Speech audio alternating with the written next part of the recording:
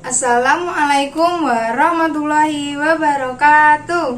Selamat pagi anak-anak. Bagaimana kabar kalian hari ini? Sehat ya? Alhamdulillah. Anak-anak, untuk meningkatkan rasa nasionalisme kita sebelum memulai pelajaran, mari kita menyanyikan lagu Maju Tak Gentar.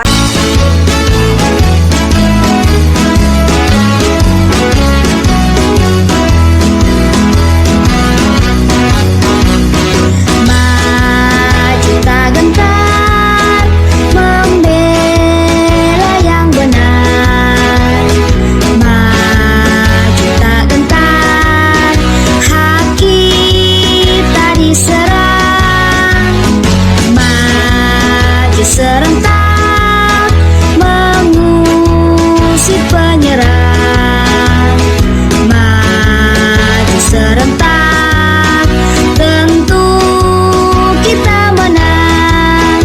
Bergerak, bergerak serentak, serentak menerkam, menerjang, terkam. Tak gentar, tak gentar menyerang, menyerang. Majulah, majulah. Masuk semua ya hari ini. Ada yang tidak masuk?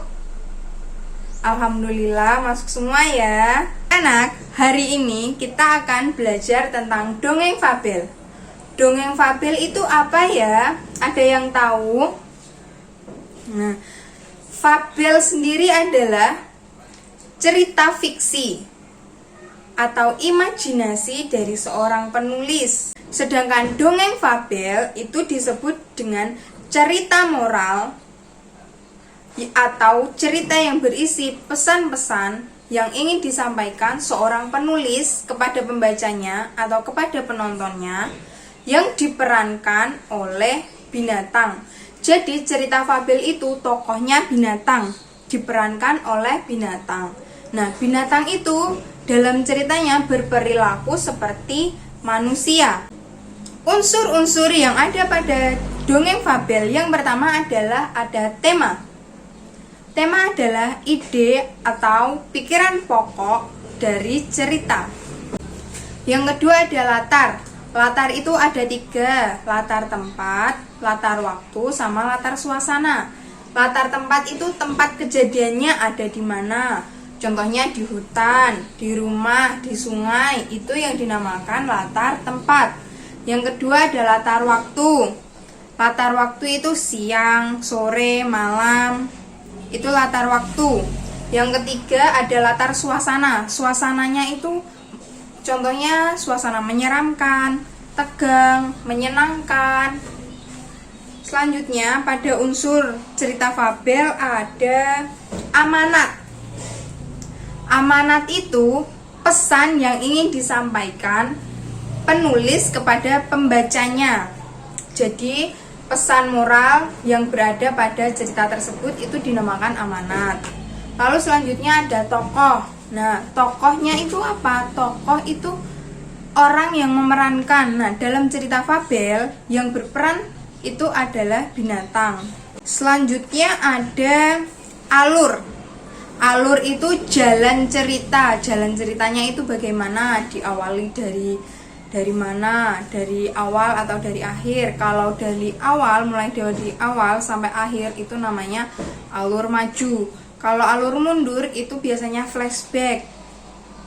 Alur campuran itu ada maju dan mundur. Jadi di dalam satu cerita itu terdapat biasanya ada flashbacknya dan ada cerita majunya. Itu namanya alur maju mundur atau alur campuran. Selanjutnya ada ciri-ciri cerita fabel. Ciri-ciri cerita fabel itu yang pertama, tokohnya diperankan oleh binatang. Jadi binatang itu berperan seperti manusia, berperilaku seperti manusia. Yang kedua, tema. Tema dari cerita fabel itu biasanya berisi tentang hubungan sosial.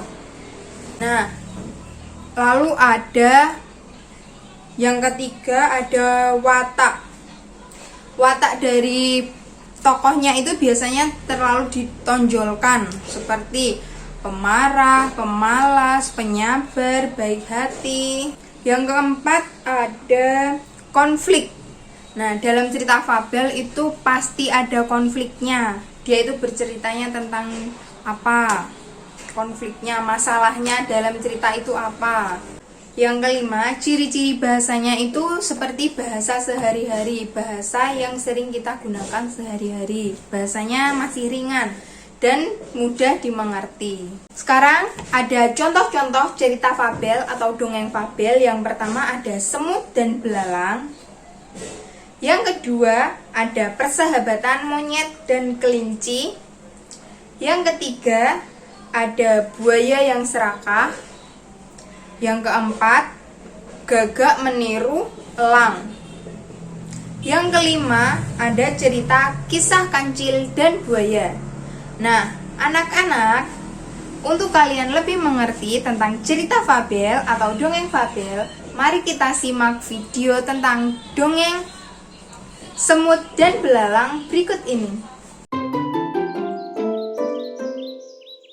Pada zaman dahulu, saat musim panas penuh dengan bunga yang mekar, hewan hidup di hutan. Burung dan serangga paling menikmati musim ini. Dan tentu saja, tak kesulitan mencari makanan.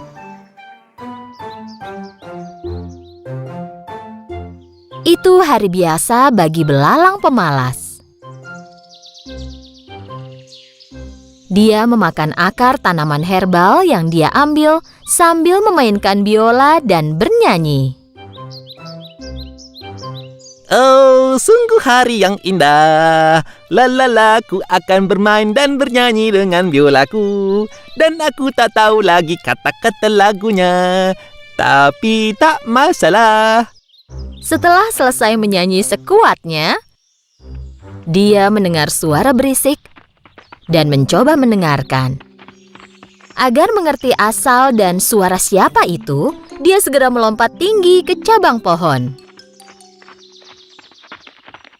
Dan di sana dia melihat jejak semut di kejauhan. Mereka berbaris seperti tentara. Dengan susah payah, para semut membawa biji-bijian dan buah kering yang jatuh dari pohon. Belalang melompat ke tanah dan kebingungan sambil melihat barisan semut itu menghilang. Aku tak pernah melihat semut ini. Mereka selalu bekerja. Tepat saat itu, dia melihat seekor semut mendatanginya. Semut itu mencoba membawa biji yang lebih besar dari badannya.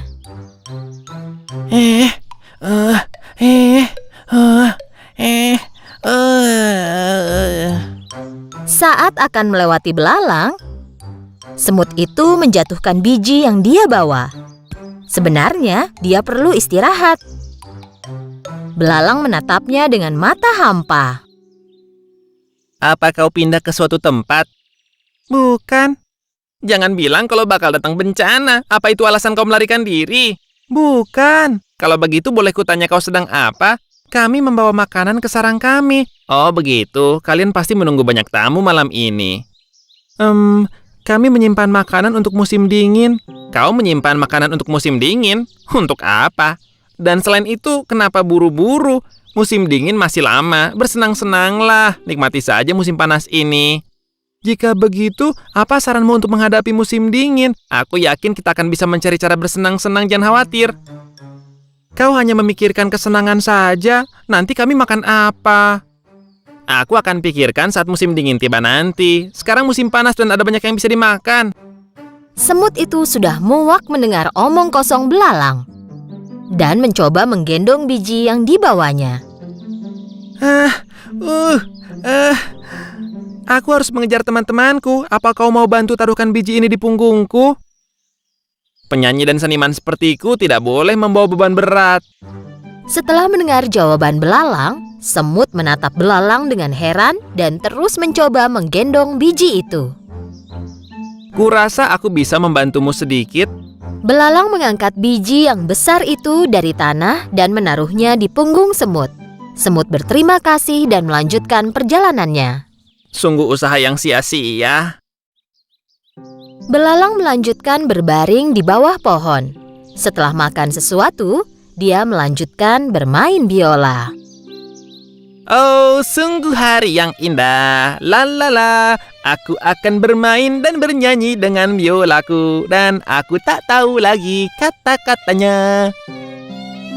La la la. Saat itu, seekor tupai mengeluarkan kepalanya dari pohon.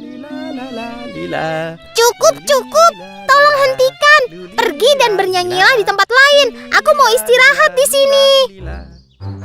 Saat itu juga belalang berhenti bernyanyi. Dia melirik tupai, mengambil biolanya, dan pergi.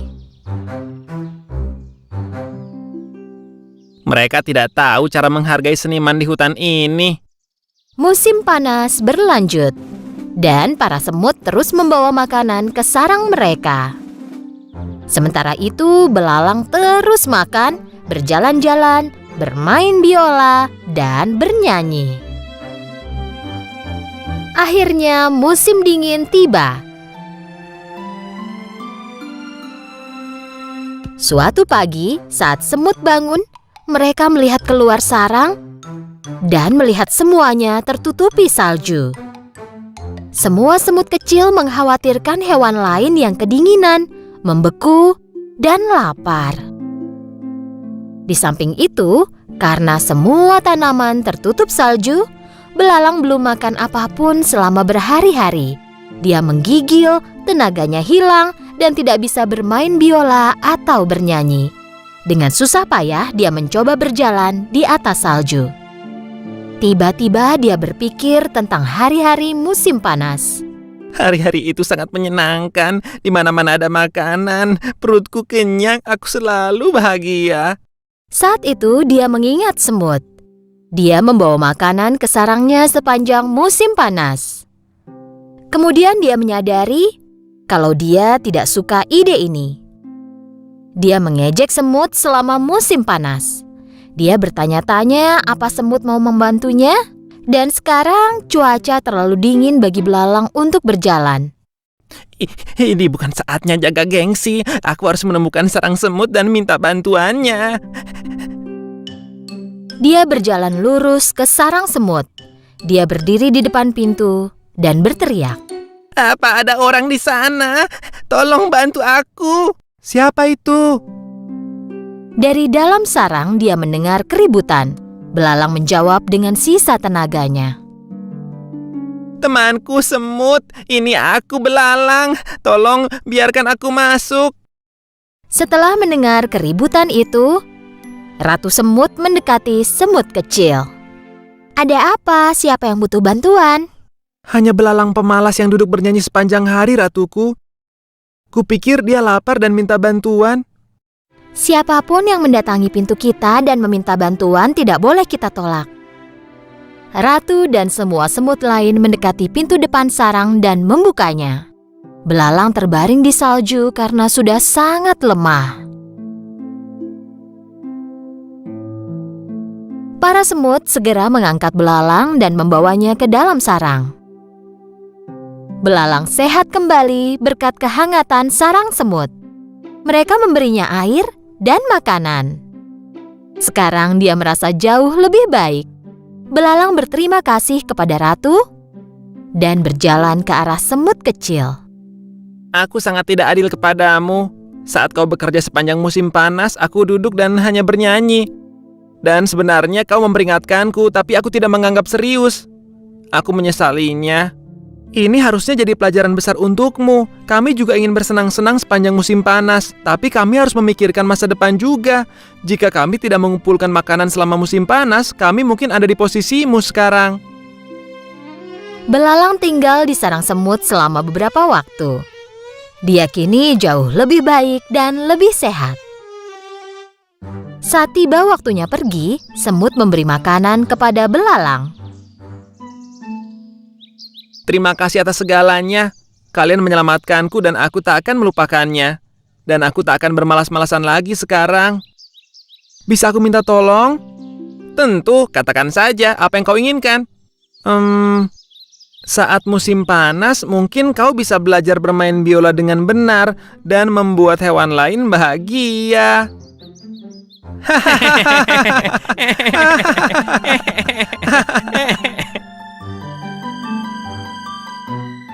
Nah, anak-anak, setelah kalian menonton video tersebut, sekarang tugas kalian adalah yang pertama, menentukan tema, tokoh, latar, alur, dan amanat dari cerita dongeng fabel Semut dan Belalang.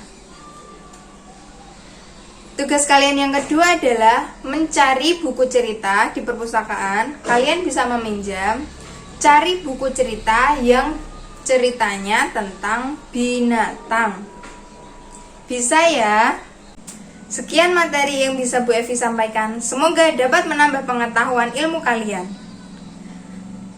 Jangan lupa kalian tetap menjaga kesehatan kalian ya, dengan cara mencuci tangan, memakai masker, dan menjaga jarak. Anak-anak, sebelum kita mengakhiri pelajaran, mari kita berdoa terlebih dahulu. Berdoa mulai.